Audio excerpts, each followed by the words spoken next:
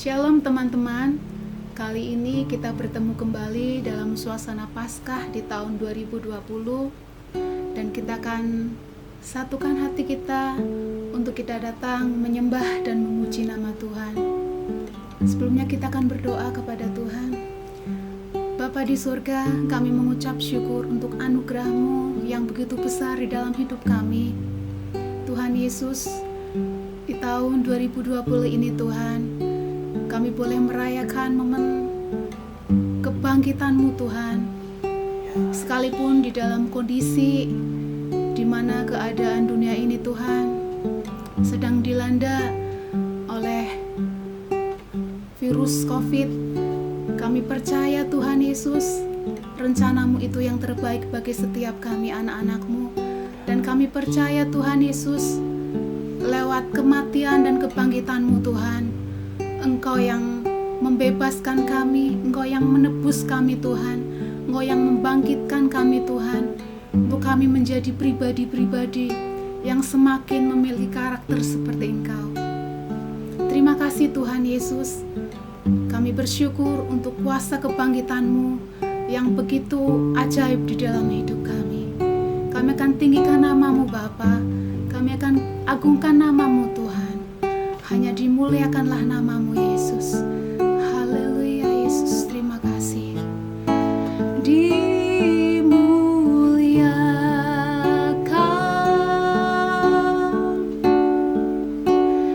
ditinggikan,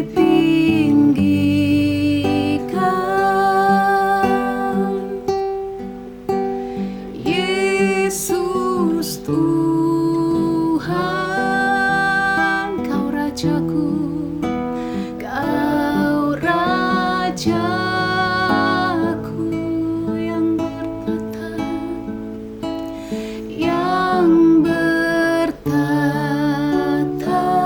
yang berkuasa, yang berkuasa, Yesus Tuhan, Kau Rajaku,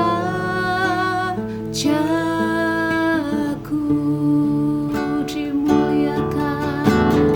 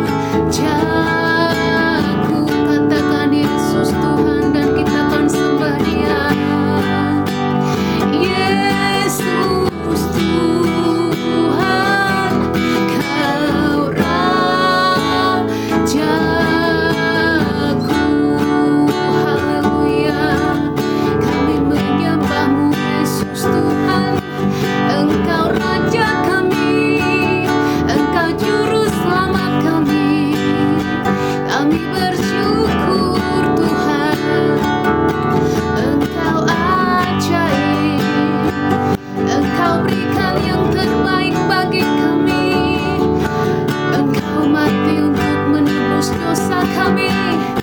Engkau bangkit kalahkan maut. Terima kasih Yesus, terima kasih. Kami agungkan, kami tinggikan Yesus, kami muliakan. Hanya Yesus Tuhan yang disembah.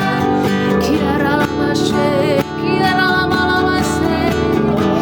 Terima kasih, kami bersyukur. Engkau jadikan kami berharga di mata-Mu. Engkau jadikan kami mulia di mata-Mu Tuhan.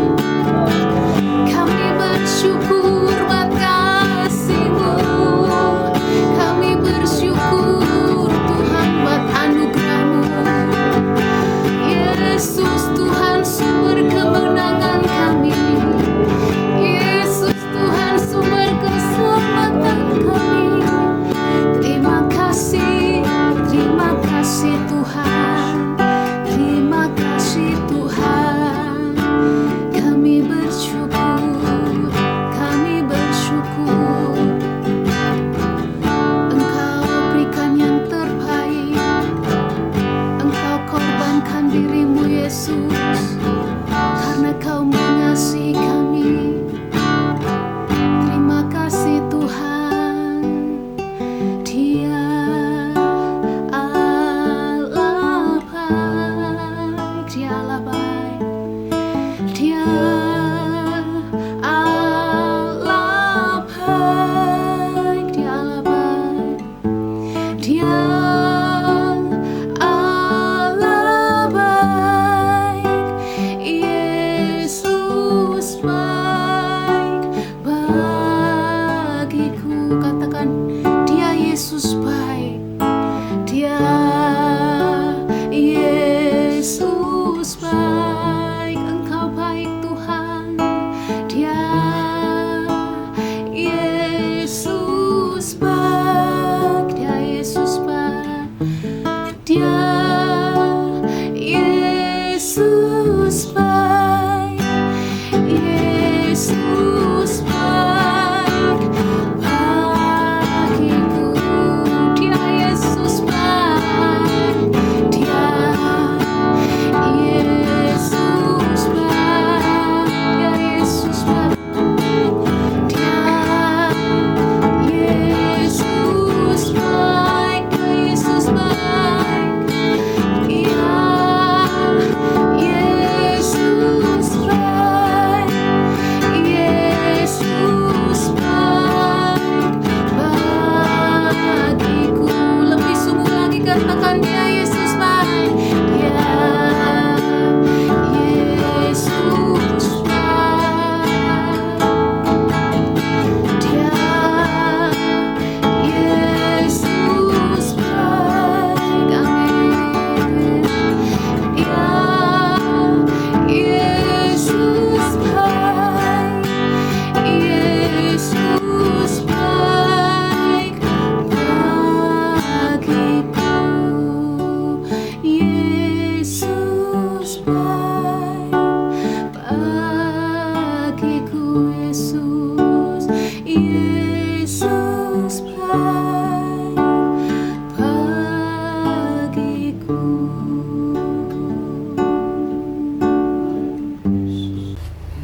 Teman-teman, jadi pada kali ini kita semua masih di rumah saja, dan saya percaya bahwa teman-teman semua masih dalam keadaan yang sehat-sehat, baik-baik saja. Dan saya berdoa bahwa teman-teman di rumah masih tetap untuk semangat dalam studi. Teman-teman juga senantiasa tetap belajar, jangan sampai menyia-nyiakan kesempatan. Kendati banyak liburan, tetapi harus tetap fokus pada belajar kita, agar kita senantiasa bisa diberkati studi kita, dan juga kita tetap di rumah saja supaya kita tetap sehat. Nah, kali ini kita di dalam bulan ini, bulan April ini, tema yang kita bawa adalah kuasa kebangkitan, dan dalam bahasa Inggris yakni the power of resurrection. Bagaimana kita semua memperoleh kuasa dalam kebangkitan daripada Yesus Kristus. Nah, Oyansen akan membacakan ayat kita yang menjadi dasar kita pada bulan April ini. Filipi 3 ayat yang ke-10. Yang ku kehendaki ialah mengenal Dia dan kuasa kebangkitannya dan persekutuan dalam penderitaannya, di mana aku menjadi serupa dengan Dia dalam kematiannya. Amin. Nah, gimana Oyansen? Kalau menurut Oyansen, dalam kuasa kebangkitan daripada Kristus yang sesuai dalam Filipi 3 ayat yang ke-10 ini seperti apa Oyansen? Ya, setelah dibaca dari ayat ini, sesuatu yang luar biasa. Waktu kita saat yang lalu menentukan tema bulan ini tentang kuasa kebangkitan, power of resurrection, ternyata setelah direnungkan bahwa adanya kebangkitan diawali dari ada yang namanya kematian. Nah, kematian Tuhan Yesus, dan sebelum kematian tentunya ada yang namanya penyaliban, dan berurutan fasenya yang luar biasa, di mana diawali dari Taman Getsemani, di mana Tuhan menyerahkan kehendaknya. Dia menyerahkan bukan kehendakku, tapi kehendak Bapa yang terjadi, di mana dia juga pun turut disalibkan. Seperti juga mungkin ya ada di fase kita kalau mengikut Tuhan, kita harus menyangkal diri, pikul salib dan lain sebagainya. Dan sebelum ada yang namanya kebangkitan, Tuhan Yesus harus mati dulu. Jadi kalau ada yang namanya kebangkitan berarti diawali harus dengan mati dulu. Nah, jadi diantaranya tentang hidup kita, tentang hak kita, tentang ego kita, tentang keakuan kita, ada hal-hal yang harus dimatikan dulu agar kuasa kebangkitan itu nyata dalam hidup kita. Jadi kalau dari ayat yang kita bahas ini muncul seperti itu. Jadi intisarinya atau hal yang bisa dijabarin seperti itu gambarannya. Jadi bagaimana kekuatan daripada kebangkitan itu haruslah dipenuhi oleh daripada setiap orang percaya. Bagaimana orang percaya memperoleh benar-benar bisa menangkap atau memaknai daripada kuasa kebangkitan itu ya Oyansen. Iya benar.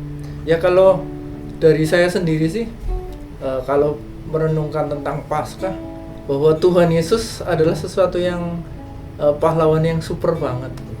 Dia sudah bangkit, bahkan dia mengalahkan kematian. Tentunya buat saya, buat dosa-dosa saya, itu kan sesuatu yang luar biasa, sesuatu yang heroik banget. Dan dia bahkan merencanakan kehidupan saya untuk menjadi seorang pemenang gitu. Saat dia menang atas maut dan dia bangkit. Juga Oyansen, jadi kita juga perlu sama-sama tahu melalui firman daripada Filipi 3 ayat yang 10 ini, sebagai anak-anak muda kita harus senantiasa bisa memaknai terutama dari makna kebangkitan yang dikatakan lebih kepada kehidupan kita sehari-hari, dalam keseharian kita, yakni bagaimana dalam karakter kita supaya senantiasa ingat bagaimana kita sebagai anak muda harus senantiasa untuk bisa bangkit dari manusia yang lama menjadi manusia yang baru, agar kita bisa nyata tuh orang yang sudah dikatakan mengenal Tuhan, yang sudah lahir baru, sudah menjadi pengikut Kristus maksud saya, sungguh-sungguh untuk menjadi pengikut Kristus, apalagi yang sudah melayani Tuhan, harus nyata tuh yang namanya kebangkitan daripada manusia yang baru ini. Dan juga dalam persekutuan, dalam penderitaannya, bagaimana kita dalam karakter kita harus bisa dikatakan sesuai dengan firman Tuhan, harus bisa menjadi seperti Kristus. Seperti Kristus itu seperti apa? Bagaimana kita mau rela untuk menderita seperti Kristus, mau menyangkal diri, mau bisa untuk menyalibkan diri kita. Bagaimana kita bisa selama kita masih muda ini, kita bisa sama-sama untuk bisa mengekang diri kita sesuai dengan firman Tuhan untuk kebaikan diri kita sendiri, dan juga akhirnya kita bisa memperoleh keserupaan dalam kematiannya. Bagaimana kita bisa mematikan kedagingan kita agar bisa sama-sama kita menjadi serupa dengan Kristus. Nah, menurut Oyansen, di dalam Filipi 3 ayat ke-10 kira-kira memaknai seperti apa lagi mengenai hal ini? Ya, mungkin ada sesuatu yang luar biasa dari Tuhan. Maksudnya kadang ada di bagian kita yang sifatnya kan terbatas. Mungkin ada kuasa kita yang ada limitnya lah. Mungkin kita meraih cita-cita kita, meraih masa depan kita, atau kita punya harapan ke depan. Mungkin apa yang kita usahain, apa yang kita kerjakan mungkin ada limitnya. Tapi kalau kuasa kebangkitan ini hidup dalam hidup kita, kuasa Tuhan yang adikodrati yang dari kerajaan surga turut bekerja di situ. Jadi itu ada sesuatu yang luar biasa yang memampukan kita. Bahkan mungkin kedepannya kan nggak pasti kita mulus terus, kita ada persoalan, ada masalah. Dan kuasa kebangkitan ini kalau hidup dalam hidup kita, itu yang akan terus bangkitin kita, mulihin kita, buat kita terus teguh, berdiri terus, karena ada Tuhan Yesus yang sudah bangkit dari maut yang luar biasa itu.